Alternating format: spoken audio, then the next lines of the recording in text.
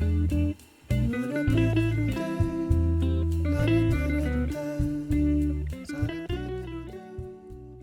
I'm Ananya. I'm a junior content manager with Trip 101. Today, we are covering an exciting destination.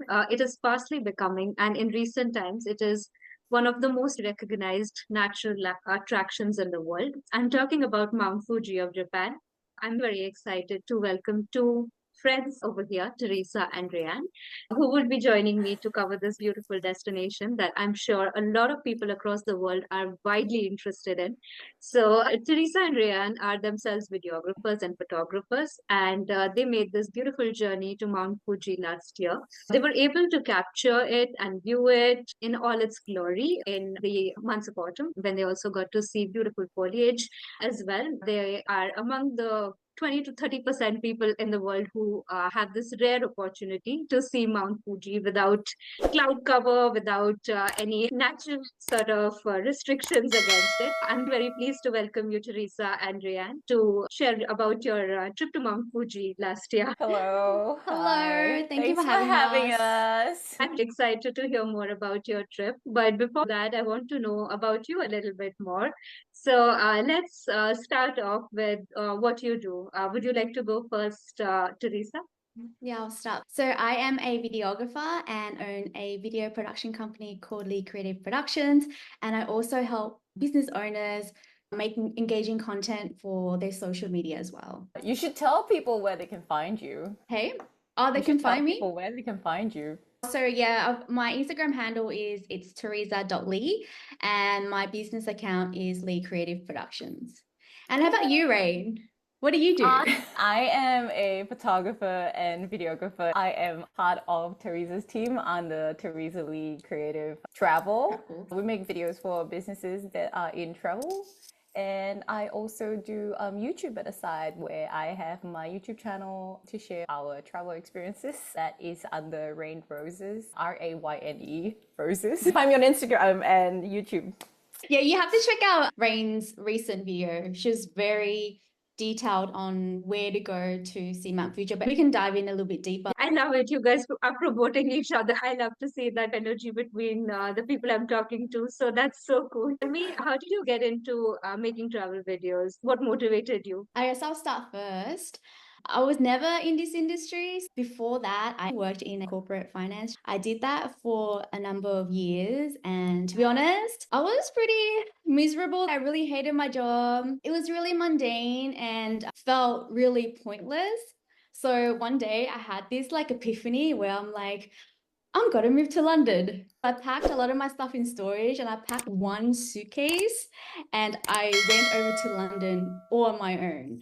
What was good about London is I got to really travel around Europe on the weekends. And that was where I actually took photography very seriously as well. And I got to really film a lot of moments with my camera. And I think that's where it all started, where I started to feel really in love with storytelling through video. And that was just the most amazing period of my life where I was like, you know what? I was just going to fast forward to the story, but then I was like, you know what? I think I can create a business where I can create videos for businesses, especially like those in the travel industry. Like I can probably help them tell their story. So similar to you. Yeah. That was Bye Yeah. Bye Corporate Teresa and Entrepreneur. Oh, yeah. Yeah. Yeah. Yeah. She turned into a different person. Traveling makes you do different things, go out of Does. your comfort. Yeah, for Yeah. sure. How about Yeah. you, Rain? What did you do before becoming this YouTube superstar? I was not in finance, but in the medical field, which is quite different. Travel sparked everything in me because I was in Tasmania when I was in the medical school. And I don't know if you went to Tasmania before. Like, it's the most southern part island of Australia. If you go hiking there, it's super beautiful. I started taking photos, documenting my like different travel journeys and hiking over there. And then I started realizing like, oh no, like photos not able to tell enough story that I like, it's not enough to capture like what I want to say. And that's when videos came in. Before people were doing videos, we were still using big DSLR for videos. Started exploring that. What I like about it is really like how the different elements, like with videos, it's really just a lot of photos like mushed together. how you sequence the video, tell the story, what shots, audio cues, everything together. It feels like art and you're able to tell the story. I really did fall in love with that aspect of art and storytelling. It turns out I have a knack for it. And I'm so glad you never stopped. I actually went from medical school to business school where I do marketing communication, and I took a film course, and my professor, who's also a very old school film professor, was like, I think I scored the top in his like class. And then he was like, Rain, don't ever stop making videos. And I'm like, Oh, that's so beautiful. Oh my sure, goodness. thank you. You should tell him you were teaching film too. That's why he got me back to teaching. That's how I got into it and did not get Yeah. out. Someone who has seen your videos, I can say you chose well. Aw, thank you. You're really quite skilled at it for sure. Aw, oh my gosh, Yeah. I'm like, oh. Hashtag humble. People on camera are also shy. How long have the two of you known each other? 2019 is when it started. it? Yeah. Did you count it? Oh my gosh.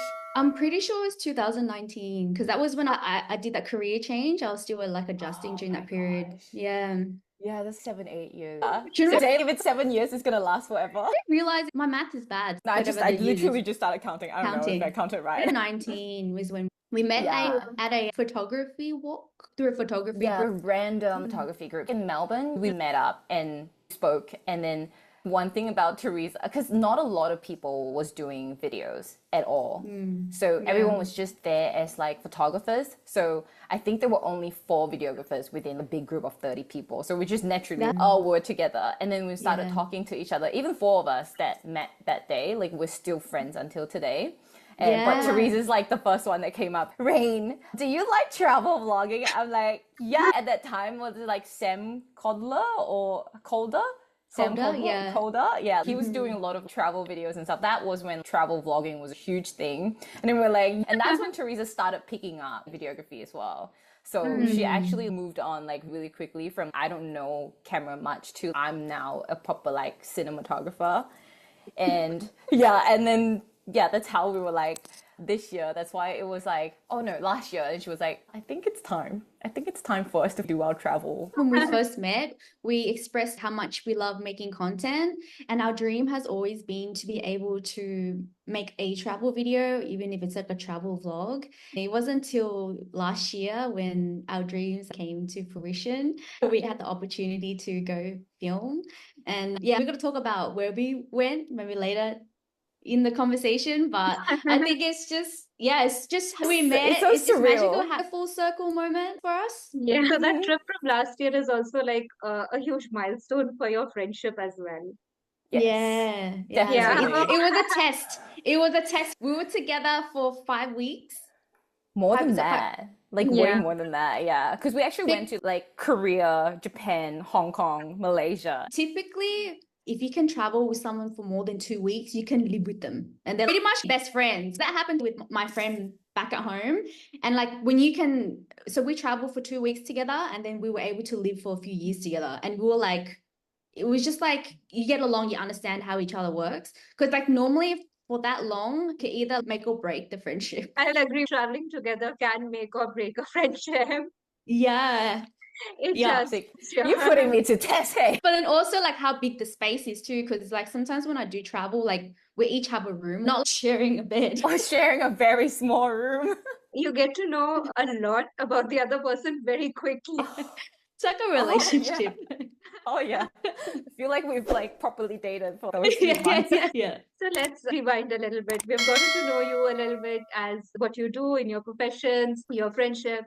I want to know a little bit more about like where this travel bug started for you. Teresa, for you as a young girl, were you traveling a lot back then? How did this love for travel pan out for you? So growing up, so I'm born and raised in Sydney, and my parents immigrated from Vietnam to Australia by boat. We weren't wealthy, so we never really got a chance to really travel that much. However, I did live in a very like multicultural area. So I really did get a taste of the different cultures. I was still very curious about what life was like outside of Australia. So that's where it sparked my curiosity. I still want to go outside of Australia and see what life is like there. So when did you start traveling? In terms of being able to travel, I think so I did get a taste of traveling with a friend or partner when I was 21. My first trip was to Thailand, and I think that was when I caught the travel bug. My first trip was like no parents. It was just like me and my old buddy back then. And it's wow, like seeing a different culture, especially Thailand, really opened my mind. And from there, it was like, oh, it sparked this interest. So I'm like, I wonder where I'm going to go next. And then it started from there. So then after that, it was like every year I would visit like a different country until the point where I was able to like move to London and have that whole experience. I think it's interesting because in Australia, we're so secluded. It's so often that you see people that don't travel even outside of their state. I do have friends that don't really enjoy traveling. They prefer to be at home. If they do travel, they stay in the hotel and order room service. Everyone's different. Some people are more curious. I don't think it's wrong. It's just a preference because of how we are situated. It's normal to not go out.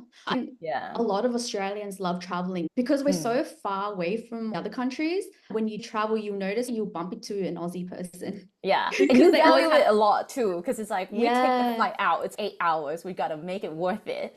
For example, when I went to Tomorrowland, half of the stadium was Aussies. Like, yeah, Aussies love to travel. Aussies love to travel. It's a privilege, and like when you catch it, it's like, oh yeah, there's so many Aussie flags everywhere. I'm like, I didn't feel like I left the country. That's so interesting. Yeah, I want to go to Tomorrowland one day. You sure? How about you, Rain? What was Little Rain like? I'm from a place called Penang. Do you know like where is Penang? Yes, I was there with you last year. I got to visit Rain's hometown last year. It's a beautiful place. It's like a little island. Yeah, island, but it has everything that you need. So I grew up in Asia. I grew up in Penang, Malaysia. Penang is a little island up north of Kuala Lumpur. You drive 4 hours, all the way up there. It's like a little holiday town, but it also functions as a proper city. It is like the second largest city, I would say. And it's very rich in culture. The food is good. I always tell Theresa, I'm like, you're going to Singapore to have hawker food? And I'm like, you come Penang. That's the OGs are there. It's really good. Food's amazing. I do miss the food there. But I think because Penang, it's a place where like in the 80s and the 90s, like the hotels, like big hotels do come in and invest over there. I was lucky enough to experience that because of the semicon industry. So basically like that engineering side of the industry, like people are coming in to invest over there. We have an international airport that allows us to travel out a lot. So when I was a kid, I did travel, but not that far. So I would get to go to Singapore, Thailand, like once in a while here and there. Yeah, but it's not until like after moving to like different cities. So like I had to move to KL for like studies and stuff like that. That's when I started thinking what's really out there. Because when you're in a small town, you do have the small town mentality. And then moving out there, it does make you think what else is out there. And I think coming to Australia or like going to or having the chance to even go to the UK like for once is people live very differently over here. Yeah. Wow. I've never seen this before. The sun sets so late in the summer. The world's beautiful. Yeah, that's quite a startling revelation. When you go out into the world and that things are quite different everywhere else, it gives you like it makes you reflective and it gives you a new perspective on everything that you do. You stop taking things for granted a little bit. Personally, for me, that's the really essence of traveling. It widens your worldview. Yes, I like the point that you say on perspective because that's really like the biggest thing that I like take from travel.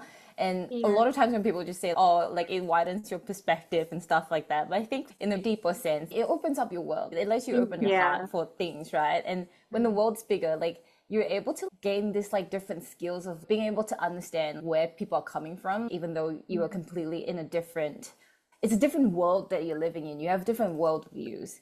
And because of like perspective, you're able to like just understand, accept and empathize.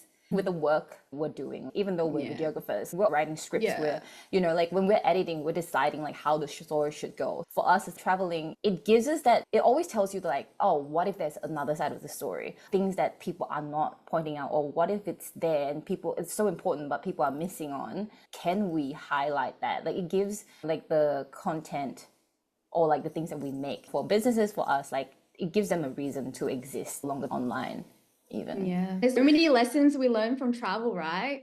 So in me particularly is like what I learned from all the travels that I did is that I learned to like embrace uncertainty and be okay when things don't work out, because it doesn't a lot of the time. So Yeah.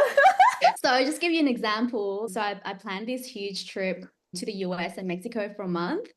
And I was supposed to go with this particular person, but a month before they decided that they're going to ditch me. They're like, no, I'm not going with you. And I was like, okay, I've got a month. The test of friendship. Let me find someone else. First of all, I was like, can I get these flights, the details transferred to someone else? Secondly, it was like, oh, any other friends want to travel with me? So then I would ask all my friends, like, guys, a month till the trip, anyone want to come? No one could come because they needed more time to apply for leave. At that point, I had no choice. I didn't want to forfeit the trip. So I was like, you know what? I'm just going to do a solo trip.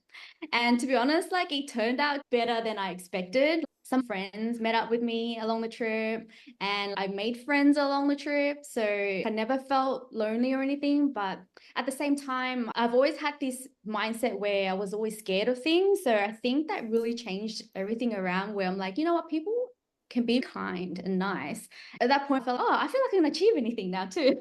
Like I just had this spark of inspiration or like energy in me where I'm like, you know what, I feel like anything is possible at this point. I think that led me to move to London and step from a 9 to 5 to own my own business. Now I can serve my clients where, you know, they're business owners, especially the one is in the travel industry. Yeah, like I now can help them tell their stories. It shifted your mindset, didn't it? You were scared before, and then you're like, yeah, I don't want to do it. I don't know how to do it. But then when you did it, it's like it it's wasn't like a that sense of hard. liberation, and you get back that control.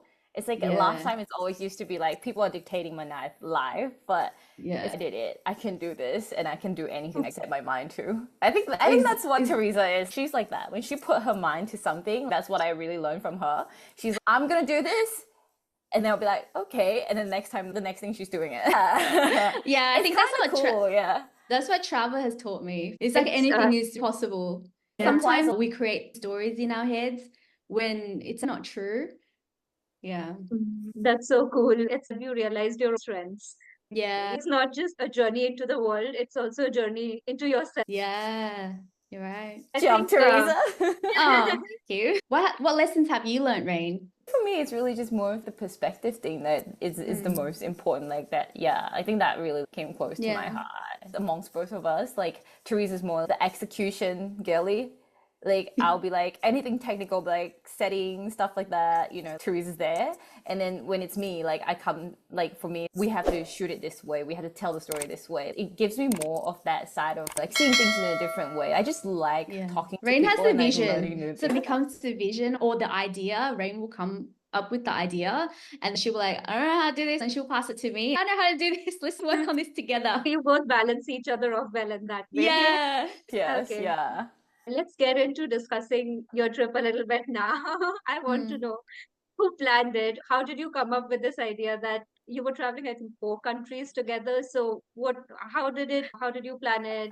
What was your original thought behind the trip, especially the last bit, Mount Fuji? What experience were you looking for when you planned that trip? So the trip, we wow. planned the trip, a month before. Wouldn't recommend.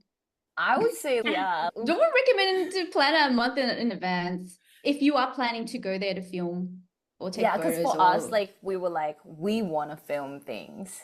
And like there was just like, we're gonna bring our cameras. Imagine, okay, so there's a very different thing between in the industry. A girl, like, okay, I'm saying this in terms of it's not sexist or anything, but really being a girl and a videographer is a tough job. You have a lot of gears to carry, and the gears are not tiny. If you're filming on a full frame camera, it is huge. You need a nice lens, it is bigger. And then you not only have one lens, you have a few lenses. And then you only not have one camera, you might have two cameras. All of that adds on. Those are weights and lenses. You are not considering lights, microphones, tripods, Yeah. gimbals. Those are heavy. So it's typically like a very like muscular job. Like it does take a physical toll on your body. And then both of us were like, we can do it. We can definitely do it. In our head, we're like, yes, let's do it. Didn't think through it. As a photographer, it's easier just going to take photos. But yeah, I would not recommend planning your trip for two girls 1 month before for such a long trip. We learn. We could have split the trip actually, because I think a month is a long time to pack all our clothing and everything all in the one. We split our trip, we would have been fine.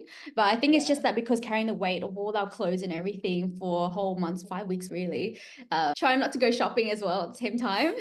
Yeah, so it's just a tip. You want to film things, split it up a little bit. Yeah, split it up. We wanted to do autumn because we've always wanted to see the autumn foliage for any creators. Autumn or spring is very beautiful, especially autumn because of the colors. Yeah, like it just makes things pop extra nicer. Yeah, that's why we chose like during like autumn time. Our trip was October to end of November, around that time. I think it was like going even close to December as well. It was December, right? Yeah. So like I think we got back by December. Yeah, we planned our trip to see the autumn leaves. Probably the most popular time, apart from sakura, like with cherry blossoms, like the second most popular time will be that period. And we went in Japan. That was November, I think right? it was November 1st, yeah. Yeah, November. But And I think that we thought that was good timing, but because of like global warming, yeah. So we like researched it. Yeah, we researched it. And then they were telling us like those are going to be the right time to go. Yeah. But last year got pushed back. And I heard this year is going to get pushed back as well. So everything's just going to be pushed back for around a month time. We were actually so disappointed when we were in Seoul. Because we were in Seoul we also wanted to see the leaves. Because the leaves do turn yellow and it looks very beautiful next to like the Grand Palace. And we missed that completely. Yeah. We were so upset throughout the trip. That's why we want to talk about Fuji. The last leg of our trip, that one day got us so emotional. Because we... so just to give you some so much. Throughout the trip, we did plan our trip around seeing Mount Fuji, because that was going to be like the highlight of the trip. And like we were just always checking our phone, because there's a thing called Fuji Cam where you can go online to see whether Fuji is actually visible. And like we were checking every day. So like when we were checking it, it's either cloudy or there's no snow caps. So Mount Fuji is bald. So like it looked like any other mountain leading up to us getting there. Even the day before we were going from Tokyo to Kawaguchi, where Mount Fuji is, it was still bald. So we was like every day, we were just like praying, please just have some snow, just a little bit of snow. We're not asking for much. Just please, we are all here all the way. We're going back now. There was a point in Tokyo, we're like, should we cancel? Because like we were already tired at that point. Should we just not go? We're very close to that. She was like, I don't want to go anymore. What do you think? And I'm like, we can't think about that if it's not. Rayne's auntie was there a couple of days before we were there, and she was taking photos of Mount Fuji, and it didn't look like how we normally. It's just a matter of days, like less than 3 days. Yeah. Luckily, while we were heading there, that night, when we got there, it snowed. It snowed. So when we got out to check, obviously like the night there, we didn't know it snowed, but next morning we'll walk out just to check to see if Mount Fuji was there. And then Rayne saw it and she started crying. It was like bawling her eyes out. I mean, I was happy, but like she's like in tears. I was like,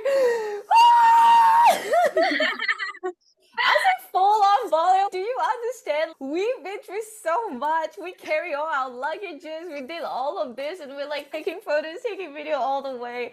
And then the stress, the anxiety. When we finally got there, oh my gosh, I was like, when it's in front of us, because like, I think first of all, like Fuji in front of you, it's just hard to not feel something. And then I think with the journey made us got here. It broke me at that moment. Because it all led to that moment, because we're like, do we go? Do we not go? Is it worth it? It's cold. When we got there, it was super cold. We didn't prepare for that. Luckily, I had a jacket. You know, it was that cold. Was it negative at some point? At night. In the morning, it was 3, 4, 5. So it was cold. Tokyo and windy. Warm.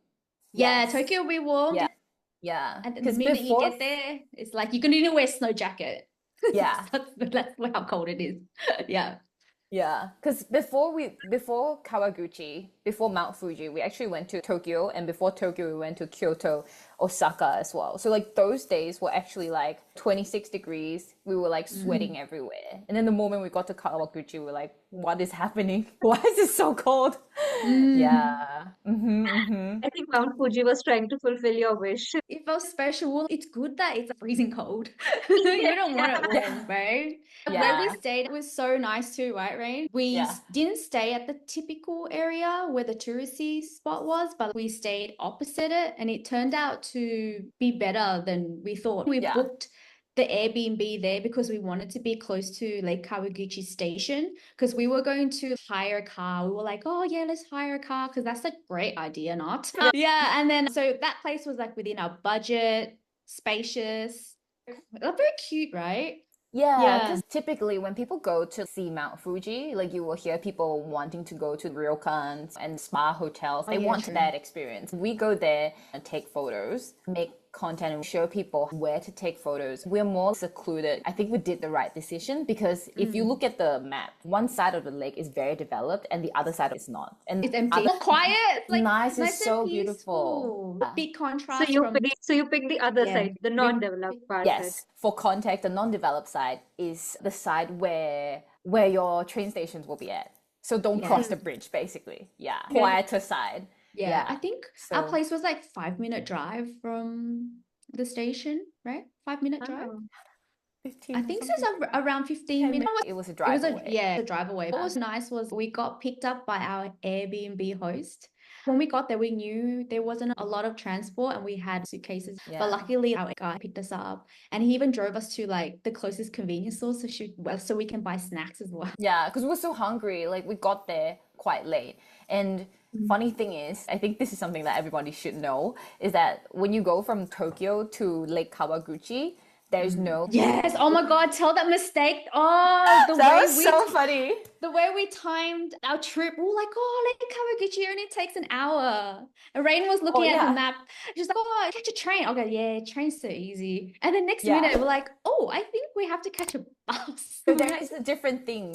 Kawaguchi-ko and Kawaguchi. Kawaguchi-ko is also Lake Kawaguchi. So like the lake okay. itself, the tourist destination. Kawaguchi is one suburb in Tokyo. So you can take the train to different suburbs, Shibuya, blah, blah, blah, blah, and then you go to Yeah. like Kawaguchi, that's a suburb.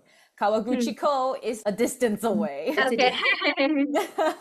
Yeah, Was so it you like have to- almost like a 2 hour bus ride, 1.5? Yeah, 2 hour bus something ride, like that, right? 1.5. It was 2 very hours, pleasant depending on though. traffic. Yeah. Yeah, depending on Oh, traffic, but so you it was thought you'll be pleasant. taking a train, but there was no train to Kawaguchiko, and you had to take a No. bus. You have Yeah, to so take a we bus. ended up, People either yeah. drive there or they take a bus. They take a bus there. But when you are at Kawaguchiko, there will be like a local train that brings you around that area. That Oh. area. Mhm. Yeah. So it doesn't directly connect you to Tokyo. We bought the bus ticket late and the bus Okay. ticket sold out. So bus is full. Get on the next bus. The next bus is 2 hours. You sit and wait. Yeah. So we got there late basically. But our driver from Airbnb was really nice and he was like, oh yeah, go here, have dinner here, and drop us. Our Airbnb does luggage transfers. We brought our valuables, our gear, that's why it's a bit heavy. But everything else from our hotel in Tokyo, we got all that transferred there. But we had to make sure that we go to our like hotel in Tokyo, tell them like they have to transfer a day before. So you can't do it on the day of. Yes, that was handy. They took our luggage, so we had less luggage on ourselves. Oh yeah, we're strong. We got abs and everything. The process of getting to Kawaguchiko was challenging. I thought it would be easier to get from Tokyo to Mount Fuji, but it isn't. It just have to be planned and you can buy tickets online. Yeah. It's just that online is a Japanese website. I don't recall it. There is a website that you can buy in advance, but we weren't aware of it. We had to go on the day to purchase tickets and Yeah, the day didn't go as planned because we had to wait for another bus because like the time that we wanted to go, it wasn't like it was full. The bus was full. It was technically supposed to be easy. So like it We was just made like it hard. the lack of research and misunderstanding made it harder. But it And then, still worked out. Yeah. as long as you get to see what you plan to and take the photos that you did, I think it all Yeah. I guess even if we got there early, like we Mm. wouldn't have seen anything anyway. So it Mm. really didn't matter. How many days were you in Chico? We were there for So 3 days, 2 nights. I would say like one full day, and so 3 days, 2 nights. The first night was like late night, so it was just check-in and dinner, and that's pretty much it. The second day was like full day. We get to see our like the places around us, and then the third day was the day that we fully traveled around Lake Kawaguchi, but then we head back right away at the end of the day, basically to Tokyo. We went to Disneyland the next day. Yeah, we did. Do that, by the way. That's crazy. I think it's crazy because we went to 7 locations. On the third day, we started at 6 a.m. and we went to 7 different locations to film and take photos of Mount Fuji. It's a bit crazy, but I think if you're a photographer or videographer, you should probably do it. Reach that. We will Because just push through. you never know the chances of seeing Mount Fuji is so rare. So we really took advantage of it. And then, we started at 6, finished at 6. And the next day was Disney. Yeah. Disney was also a full day of shoot. It was a full-on production. We just love it. We're so passionate about filming. We're forgetting to eat as well. We're just so into it. So on that third day, we, I was saying like we didn't end up, we were originally going to hire a car because we thought that was such a brilliant idea, but then realized all the signs are in Japanese. So then like Rain had this brilliant idea, let's just hire a driver. So that's what we did for the entire day. He took us to different spots. It was convenient. We had our luggage in one place. So then like after visiting all the 7 locations, like he was able to drop us back in Tokyo too. So like it was the whole day smooth. So these 7 locations, these are the ones that are already popular tourist spots, or did you identify them like as the ones where you wanted to film? Yeah, we've identified where we wanted to film. Yeah, we actually picked the places. So 7 places were the popular. What we wanted to do is we want to go there and see for ourselves, is it actually Instagram worthy? And is it worth your time going? So for that is let's try out for people so you don't have to. Basically. Yeah. And it was popular places. We do really appreciate being able to see the Mount Fuji on top of Lawson. Yeah. Because do you know that photo, the Lawson photo? Yeah, that's the one where recently there has been news that it's going to be fenced and stuff, right? Yeah, I think they fenced it already. And I think they have a typhoon going on and it was like blown down. And they were still saying they might not put it back up, but they were half and half on it. Important question I want to ask now is, did it live up to your expectations? Oh, absolutely. And beyond. Isn't it, Rain? It's too good. We wish we were there for a few more days. Really. Yes, because it's just never enough. Oh, imagine if we lived here. How great would life be? Yeah. Because when you are on like the other side, I feel like a lot of people who travel to Lake Kawaguchi are doing the tour. You can take day tours from Tokyo to a few spots and then they'll drive you back because it is so accessible. And then so a lot of people will do that typical touristy spot. But when you are at Kawaguchi, like Lake Kawaguchi itself, living where we are at, so the less touristy part, it's so peaceful. It feels like the Japan you've been waiting for. This is it. Because going to Osaka, going to Tokyo, Tokyo and Kyoto, even Kyoto, chaotic. Osaka it's is a very lot. chaotic. Tokyo is chaotic. Kyoto can be super chaotic because even though it's like nice and everything, like you have the cultural stuff, there's still a lot of people. Busy. There's a lot of people. Very busy. Yeah. And then Kawaguchi, on our side of the lake, there's nobody, especially Yakizaki Park next to our Airbnb. 2-minute one walk was there. View of Mount Fuji to ourselves. Could do a picnic and everything. We barely left the park the whole time because it was just like, it's so nice, it's so chill. And if we start like walking around the town area, they have the Japanese houses and stuff. Even with that, like with the background of Mount Fuji, I think in the video you'll see us walking to dinner. Every corner you turn, whatever building, and then Mount Fuji at the back, it's unreal. Yeah, you don't have to be on the other side at all because everywhere you walk, you see it anyway. It's so big. It definitely lives up to our expectations. Yeah, like one thing about Fuji is the higher you go, the more magnificent the view it looks. For Yeah. example, we went to that place called Tenku no Tori. It's the shrine on the mountains overlooking Mount Fuji. It's like shrine, Mount Fuji is here and you're standing here. So that is like a place where you go uphill to take photos. It's a very touristy spot. Very interesting. We yeah. waited an hour in line. I think when we got there, we're like, should we stay or should we go? It was Because it was we were conscious of time because the sun sets at 4:30.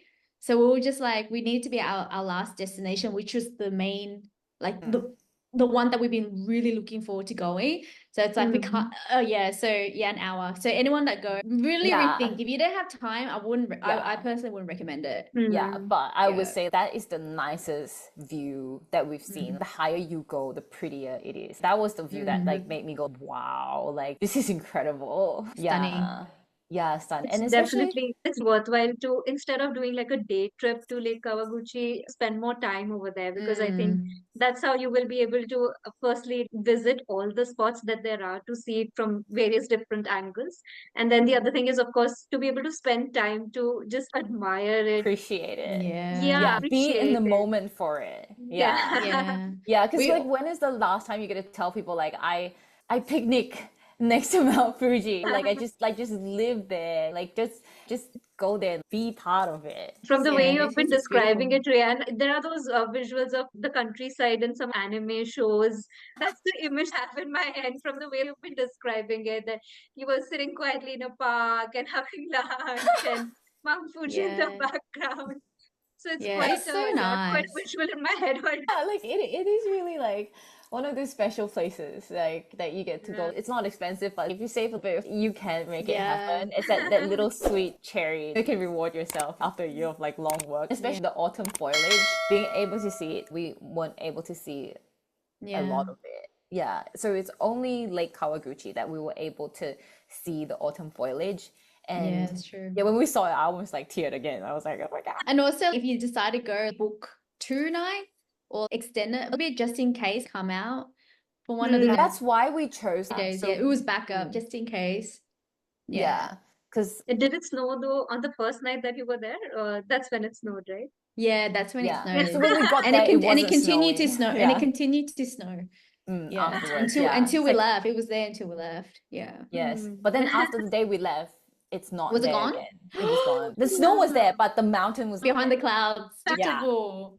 I was so lucky. It's so weird because like people will tell us like, oh, like you should come shoot here during this time of the day, like it's good angle, and we never understood what that means. And then we're there and it makes sense because Mount Fuji is so large, but then when the light comes from like different angles, it does give you a very different Does look, feel. Normally sunrise, sunset is the best time.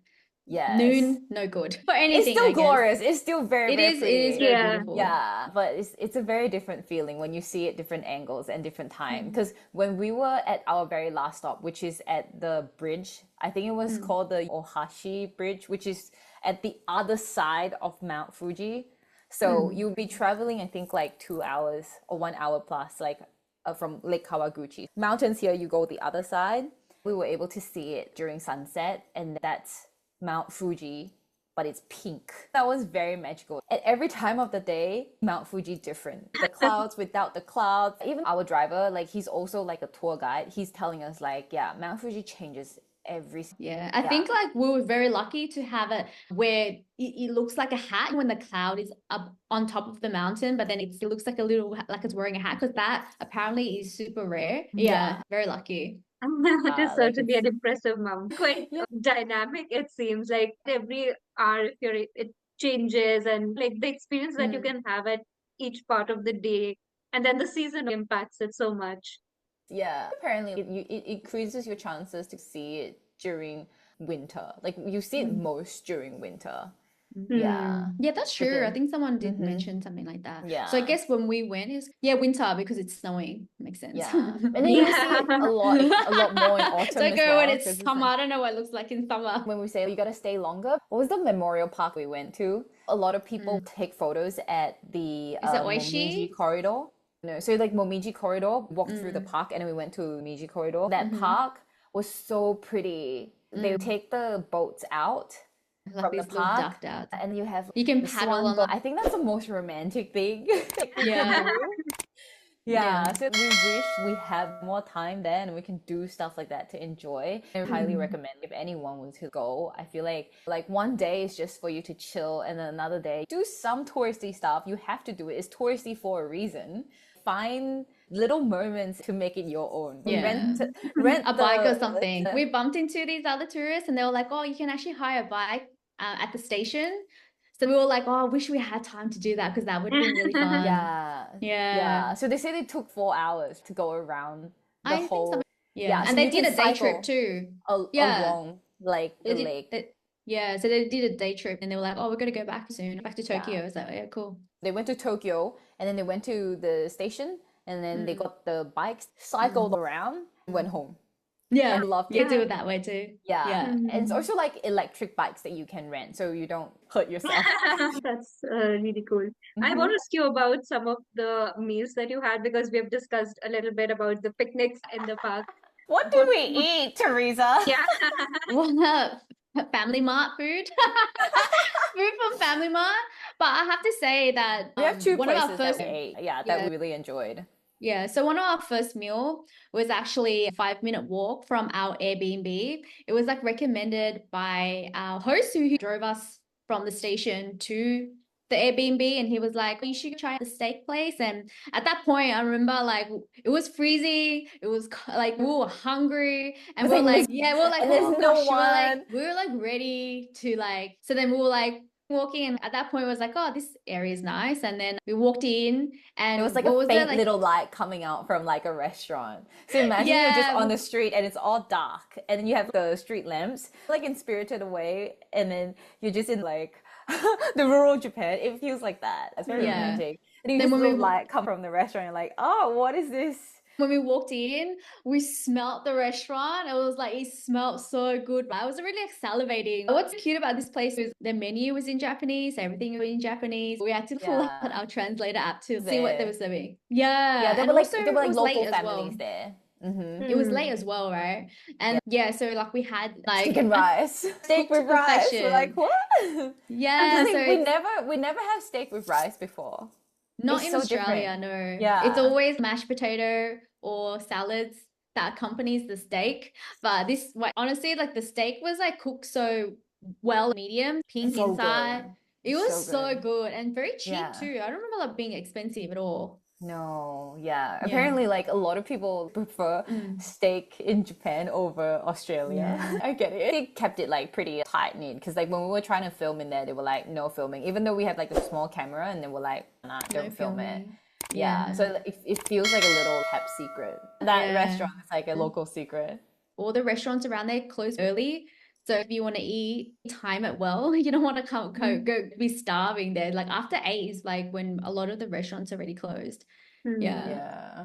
So But Yeah. then the So, it's a second small it's huh? small. it's a small It's a town, small so one. it shuts Yeah, it yeah shuts early. Yeah, I down. think it's so like charming. It's a good Yeah, place. it didn't feel touristy at all. It feels like we And then belong there. there was this other place we went to. Touristy. We've lined up at 5:30 and I think we Yeah. opened up at 6. It's one of those things where you had like a ticket machine where you have to get a ticket and wait in Hmm. queue. So we're just like waiting outside for it to open. Yeah. And what was so special, I mean, like that place was nice too, but what was special about this place was it sells like horse sashimi. And Yeah. Rain didn't have it because I had it. I think Rain was looking at me going, "You gotta eat No. horse." I was like, "But it's well known. The restaurant itself is well known for Yeah. horse." It sounds weird, but yeah, I just had to try. I've heard stories where it's like having it raw is it melts in your mouth. Someone said it melts in your mouth, and I'm Does like, it melt in okay, your mouth? not really. I still had to chew it. Because sometimes Yeah. when you have Wagyu and they cooked a certain way, like rare, and it's like melt in your mouth. I've had blue steak when it melts in your mouth, but this wasn't like that. It was a little bit tough, chewy, but it wasn't gamey or anything like that. So would I eat it again? Probably not. It was a good experience. It's a very nice restaurant because like when you go there, walking there is very cold. Like Lake Kawaguchi is generally very cold, and that Yeah. restaurant itself, like if you go look at our vlogs, like they serve this very nice set menu, and it has like hot soup, it has like tempura and everything. Everything just served really nicely, like on a nice tray for you. So it's a Yeah. very like Like typical, hearty meal. typical Japanese, right? But Always with well like presented. hot soup and stuff. Yeah. Yeah. Yeah. So a lot of people like to go there. We met a Taiwanese family like they were visiting there because we didn't know that place was famous, and she was like, "Oh my gosh, you're here! Like you must know this place. This place is so famous." And we're like, "Oh no, we didn't. We just It walked." was rated really high on Google. That's one of the Yeah. reasons why So we. yeah, like we recommend going there like for Hmm. dinner because it's not like Lake Kawaguchi is not as developed, I would say, as how you Hmm. would imagine for it to be. Yeah, so like transport is going to be like a struggle if you don't have a car or a Mm. driver. They say you can take bus, obviously, but you still Nah, have to wait I for wouldn't. the bus to Yeah, come. I wouldn't Hmm. recommend a bus. So even if it's dinner, you would try to find a few places for backup and things like that. So pre-plan for that. Yeah, like Yeah. you're saying, like that Taiwanese person that we bumped into, like she was lovely. She rented a car. Oh, she Like rented a she's, car. yeah, she rented Oh, she rented a car. She was driving that's everywhere. good. Yeah. See, that's what people should be doing. I think because we didn't have enough time. If we, yeah, to go to seven, like on our third day, if we were to drive ourselves, we wouldn't have been able to No, go to we all of definitely them. So won't be that's able to probably do one of the things. reasons why we didn't hire one. Yeah. Yeah. So it makes sense to either rent a car or hire one, get a cab to go around. Yeah, I would say Mm. that's like a private driver. So our private Hmm. driver is very interesting. Like he actually does tour for Klook, and then it was introduced to us. He was nice. He drove us to watch K-pop, like K-pop idols in the cars. It's just that 5-star service. It was very Yeah, spacious. One of the biggest taxis I've ever sat it's inside. not It's like like, it's is like it a even little a mini taxi? van. It's like a It's mini like a Ah, van. proper, yeah. Like a minivan, like an automatic doors where it opens for you, closes for Yeah. you, You super don't live for clean your and hands. Yeah. yeah. He functions as, because I posted the video and someone asked for the service. I described it as you pay this amount and then you get sort of like a concierge service with a driver, with a tour guide all together. Yeah. So Yeah. like he carried our bags and everything and we were like, this is the It was so first time nice. in weeks that people helped us with our stuff. hmm. That felt liberating. We got to experience that. The driver was a good experience for us. Hmm. If you have like kids or you have a family that just don't want to have a fuss of, oh, I want to Google how to travel anywhere. I don't want to carry my luggages and stuff. Like just get a Just driver. hire a driver. Hire Yeah. a It's so much driver. more So convenient. easy. Yeah. Yeah. It's a And especially stress in a small sometimes. town, which Lake Kawaguchi is, it makes sense for sure. You don't want to, Hmm. the little time that you are there, you don't want to waste it waiting Wasted. around for the bus to arrive. Yeah. Yeah. Yeah. Or people do tour group. It's probably easier if your time, yeah, your Hmm. time is limited. Hmm. Yeah. I don't know about that though. I never liked tour I groups. I don't like tour groups either. We like to control our day. That's why. Hmm. Yeah. Yeah. Especially for you guys, since you wanted to photograph and take videos at your own pace, it wouldn't make Oh my sense to. gosh. I tried to share a story. It's ridiculous. We wanted to shoot autumn foliage, right? Obviously. And then Teresa has this one shot that she wants to shoot about touching the autumn leaves. Yeah. So we found the perfect tree at the memorial park. So like the park before you go to Momiji Momiji corridor. corridor. Yeah. Yeah. And we found the perfect tree and we were stroking the leaves for like around 15, 20 minutes to get that I know shot. our driver was taking photos of us and he's Yeah. thinking, what are these girls doing? We're taking turns. Like, we're like, He was okay. we need this shot. What It's a weird. Yeah. what a blessed leaf it was Yeah. for that You gotta Yeah. shot. find the right leaves, and then it's Yeah. about how you stroke it and The try to like, angle. and Is then it it's like your the angle? settings, a lot of technical things behind choreography that it's just, it's hilarious when you think about it. Wow. Did we just do that for a shot? We're the type of girls who would do anything to get the shot. I want to move to the next part. I've heard a lot about how good your Airbnb host was, but I do want to know Yeah. more about the Airbnb you stayed at because I've seen your video and it looked really cool. So could you tell me a bit You more like about? it? It looks like a shipping container. When you walk in, everything is open plan. You can see the bed, living space, the kitchen all together. But what is so special about this space is that it's actually has like the space like very spacious. So it can actually fit 4 people in there. So when I first got in, I was super happy because we've been for the entire trip, but like from the previous trips, like especially in Kyoto, we were in a room the size of a double bed. So basically, with our suitcases, you have to tuck it under the bed. It was so small to the point you couldn't open your suitcase. So you can imagine, like Yeah. when we stepped We're into this crawling on place, top each other, and that's in Tokyo, and that's basically, in Kyoto. yeah, in Kyoto. And then so Yeah. you can imagine, like when we were able to like step foot into this place, we were so happy. She lit up. Like suddenly Teresa's face is Really? The Kyoto place, because when you spread your arm wide, we can literally touch each other. So when we were in this, we literally can twirl around and we're like, wow, well, there's just so much space amongst us. Yeah. Yeah. So I was saying It's like, if it's one thing about traveling in Japan is you have to really look at the size of the room when booking. If you're traveling with your partner, like technically a boy and a girl, and the boy doesn't pack a lot, so it's fine. Yeah. Like they live minimally.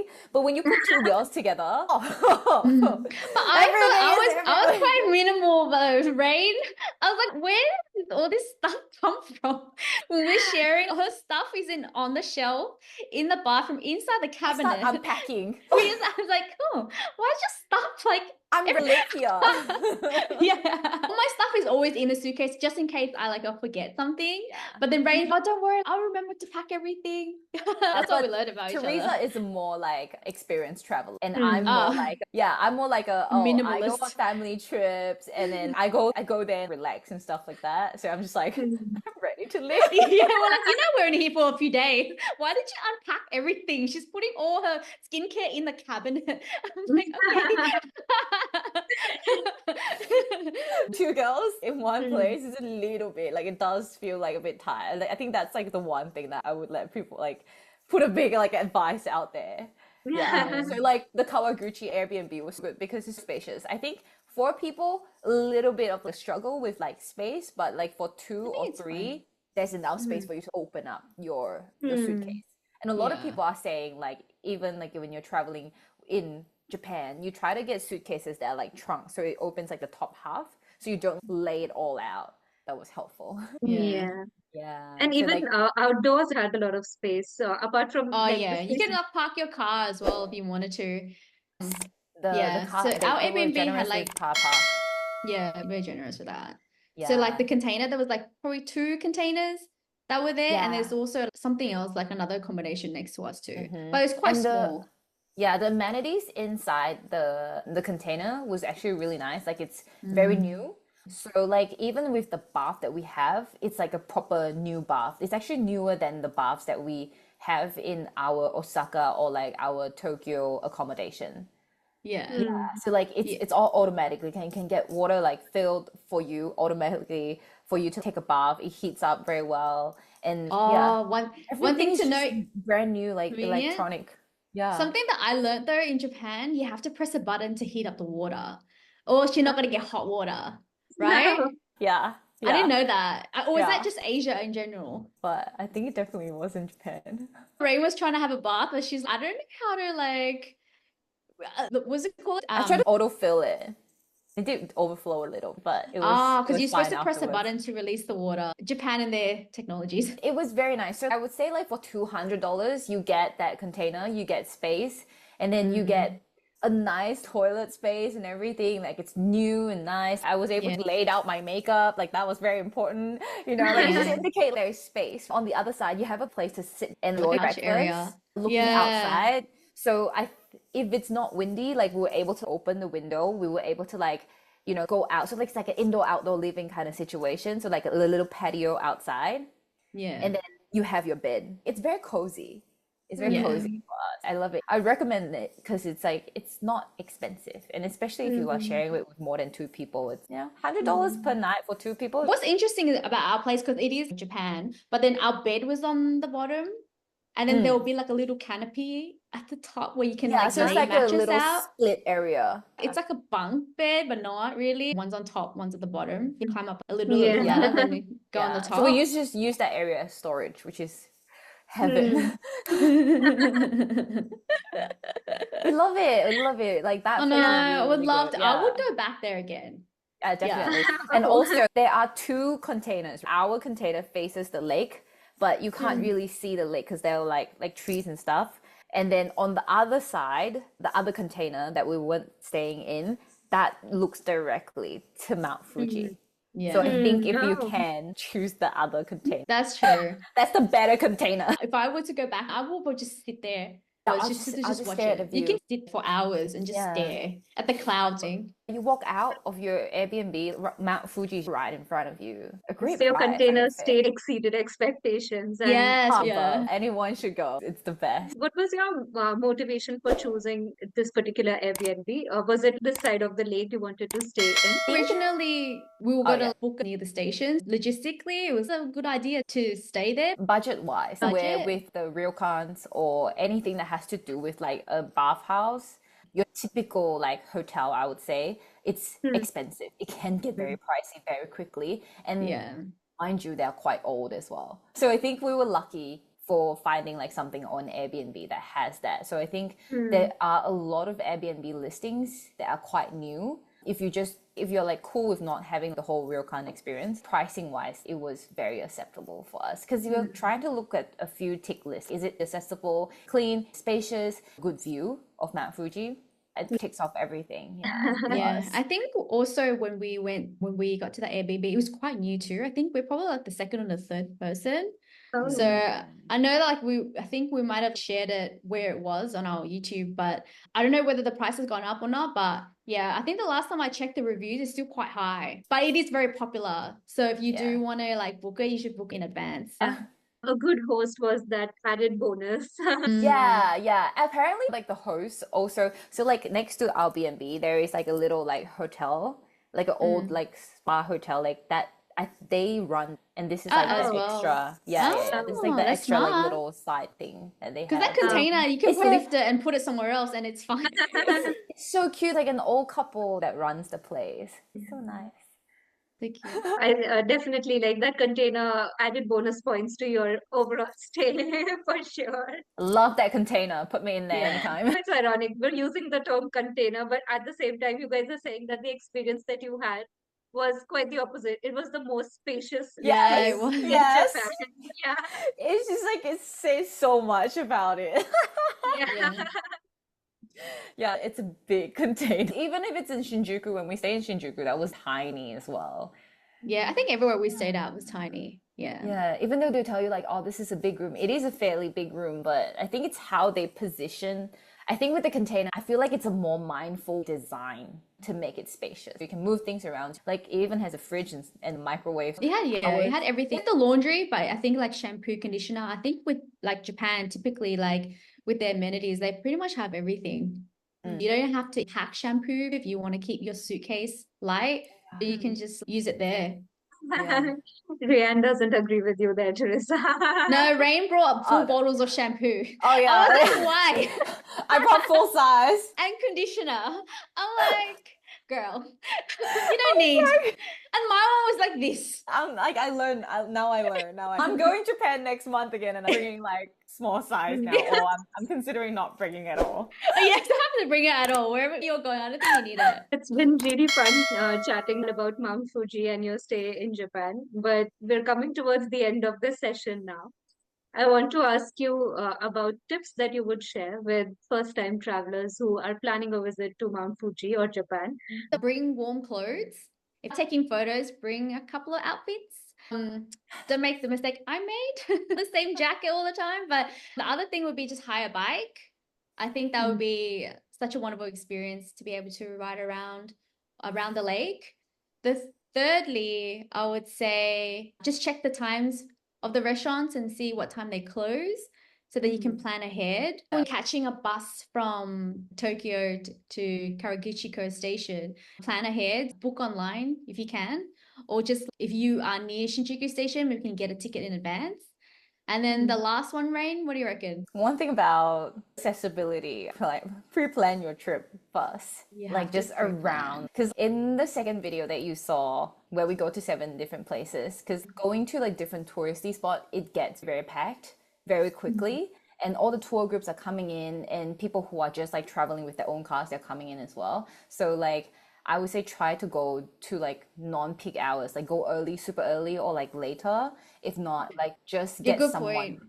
Yeah, Early means 4 a.m. or 5, by the way. Because even sometimes some places we were like, we'll go early, but it was really packed. before 9 people already start trickling in. So 9 just is try really to like busy. avoid those times and you will just have a better experience. If not, like the other side of the lake can get very packed.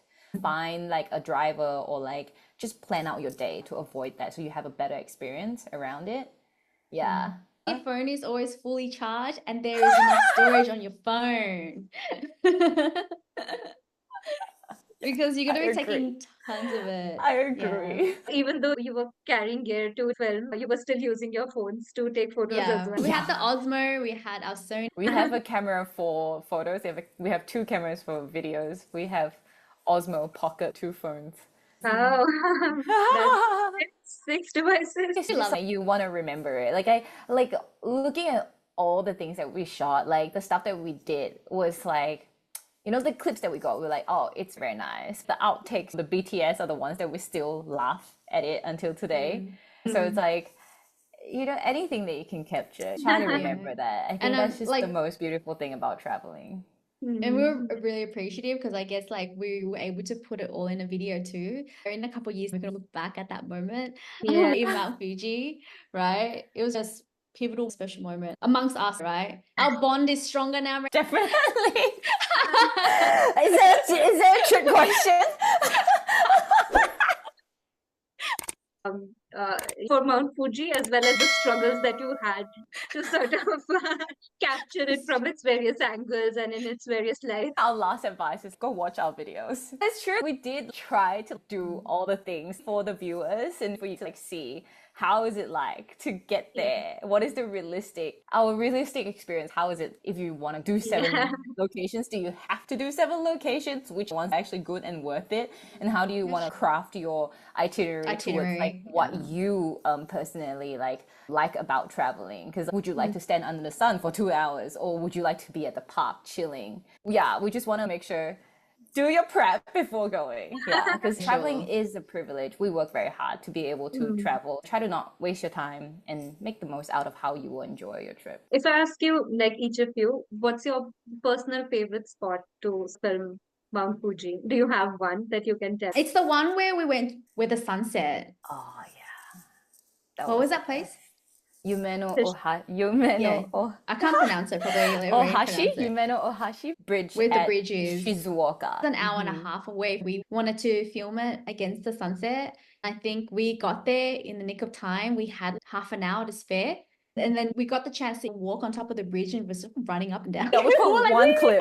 Yeah. But there was a lot of clips that we were just like, because you're so far away from each other. So we're just yelling at each other. So I don't know if that's like nice for the community, but but it was nice. And the view was beautiful. I hope I can close that area down, but that's like my favorite. I was just saying, if you're there, be mindful about try to not the locals as well. Disrupt the locals. Still be very respectful for that. And my personal favorite was the Memorial Park, the one before. They're beautiful. You get to see so many things. Yeah. You have all the autumn foliage are there. If you want to shoot autumn foliage, that's very pretty. The park is big enough. People are not trying to, because another park is called Oishi Park, and Oishi Park is very touristy, so everyone will flock there, and it's smaller, so people get very packed over there. But for the Memorial Park, people are like spread out, and you are there to actually enjoy yourself. Like you have the part where you can go down and like closer to the waters, and you can take photos, do whatever you want. There are people walking their dogs. It's such a good vibe. There's a cafe, you can sit down there. The cafe was playing such nice music. So for me, I just find it nice to see people enjoying themselves. If I'll go back, I'll spend a whole day there, like to shoot or even just to enjoy it. Because there's just story-wise, I feel like that part has more to tell. Mount Fuji and all the local life around it as well. Life as it goes on around Mount Fuji is what you like about that spot. Yes, Mount Fuji and the local life around it, as it would be in like any everyday. Everyday life. Yeah, it didn't feel too made up or anything. Like it is still, it's still pretty. There is still tourists. It's still well maintained, but there's still like touristy stuff. So the lake is there, boats going around, a lot going on. Lake Kawaguchi peaks at that area. At one view, that's the place where you can see what's going on for everyone. Like, it's a good vibe. I just have one last question. Did you struggle with the language in Lake Kawaguchi, Japan? Yes. I feel we did. Oh, you did? No, I don't feel like we did. Did you? I feel like we have to translate. Every part of it has to be translated. You will use Apart from like the small restaurant we terms. went to, I don't Yeah. remember struggling. Some people speak English. I think when you are at a smaller establishment Hmm. and little shops and stuff, if it's not super touristy or they're just, you can tell this is an old man, he won't be able to speak English, it's fine. So then just use Google Translate. And I think the best tip is just use one word, because I used to have a Japanese friend, and they were telling me they don't learn English in a full sentences. They will learn it by words. So chair, they will learn small words. It's a way to learn how to communicate, because you can communicate through languages, sign languages, or anything. Just think about Hmm. how you want to form your sentence. That's the easiest way. You can Google chair or one room, two rooms, learn one, two, three, four. They're all good. I think languages, it's fine until I think when you try, even if it's like you try to talk to the ticket guy and it's ticket stations and stuff like that, it was still a little bit Oh like yeah, that's true. you I have to remember. slow down a bit. Yeah, Yeah. but generally it's manageable.